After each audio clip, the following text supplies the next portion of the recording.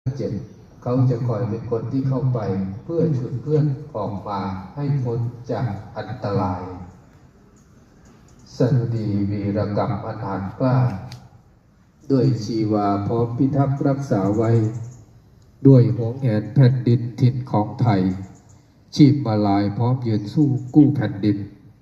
สิบเอกอภิสิทธิ์จิตมุ่งมั่นพร้อมประจันยืนสู้ไม่รู้สิ้น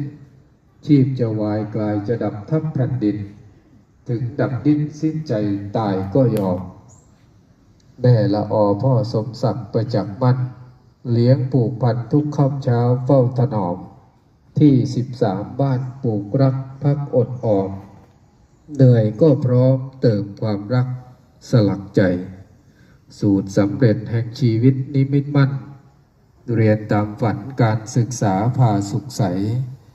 ปริญญาโทราชภัฏขัดเก่าใจไม่หวั่นไหวบั่นเรียนรู้สู่แนวทาง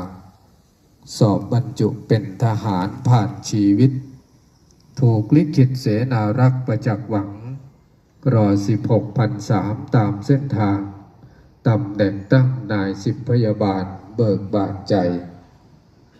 ระวีวันยอดรักภักดีมั่น